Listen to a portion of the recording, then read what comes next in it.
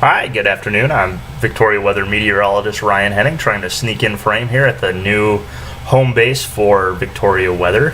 We've got our first video forecast at the new studio. We're going to Vineland, New Jersey, which is at the very southern end of the state of New Jersey, if you can see it right there. You can see, looking at the satellite right now, there are a few clouds. There's actually a fairly decent complex of thunderstorms just off to the southeast. I'll show you the radar here in a second. That's kind of associated both with a departing area low pressure, which is up here in Quebec. There's the cold front here, but then also there's an upper level trough. You can see the clear skies through the Great Lakes, and at the base of it there's an eddy at the base of that trough, that circulation.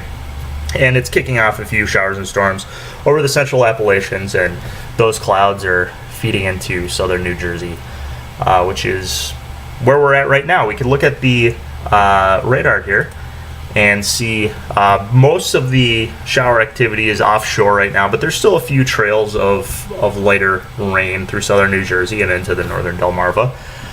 And this is actually on its way out, so that's good. We could loop it here real quick and wait for that to load.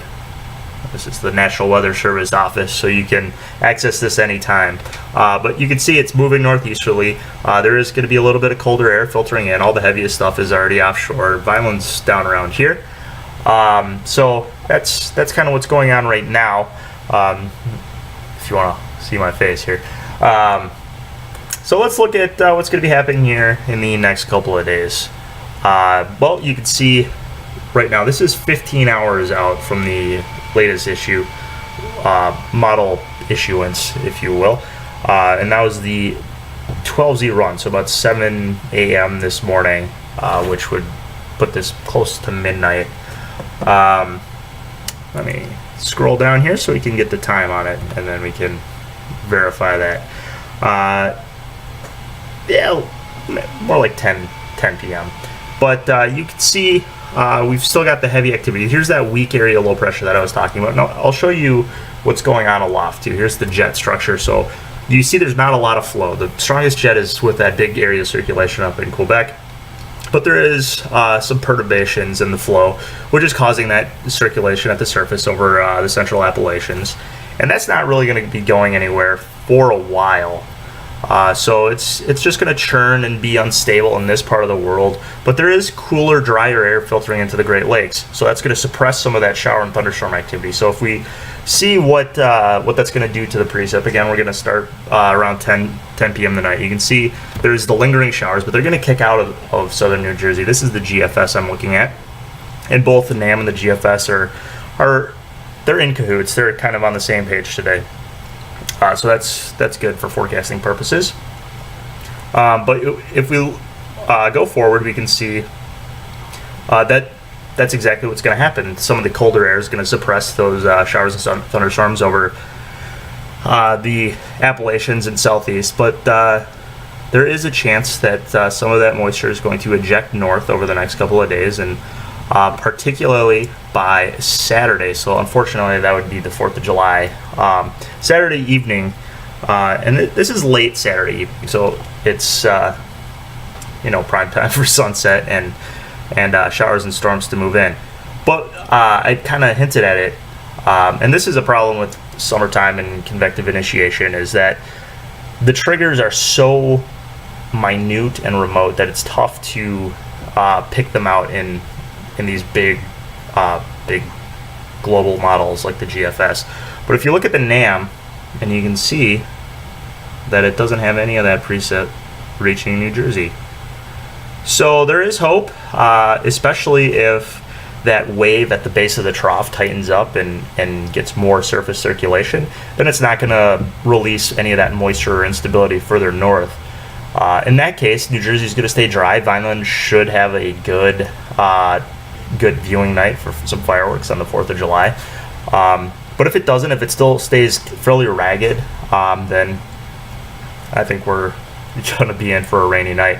I'm going to leave the chance for some light rain in the forecast for Vineland. However, just a personal preference, I think when the NAM hints at tighter circulation, it's a narrower model, so it picks up on those smaller things. It's got better resolution. When it hints at a tighter circulation on pretty much anything, I usually buy into that.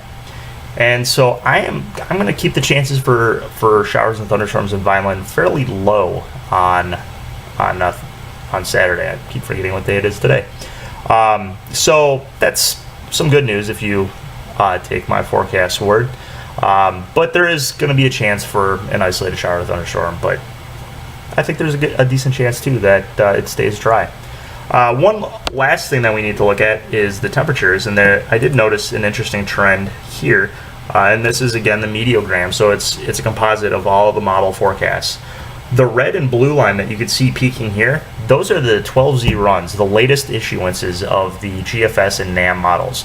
And if you notice, we've got a cluster down here, but then the blue and the red are the two that are peaking out. And that's, I think, a good sign. That indicates a trend, and it's indicating a trend towards warmer conditions. And with the threat for persistent stratiform showers and thunderstorms, that also indicates a trend towards a drier forecast. And the 12Z is a pretty good run. The I forget what the word is, intermediary runs like the 6 and 18Z, they're usually discounted. They don't take into account as much base information. So the 12Z runs are usually when you can, 12 and 0Z are when you can usually see some serious trends that you're going to start to really consider. So that's a great sign, and I'm going to hedge the forecast higher than what you see the Weather Service at here, which is the upper 70s. I think you could get close to 80 in Vineland today, or on Saturday, which again would indicate a clearer, drier forecast. I think that's going to just about do it for me. We'll be posting all the numbers and the comparative forecasts, like the Weather Service, like I just mentioned. And since we're co-opting their radar services, we probably should have their forecast in there as well. I'll be posting that in about half an hour. So for Victoria Weather, I'm meteorologist Ryan Henning. Have a happy and safe 4th of July weekend.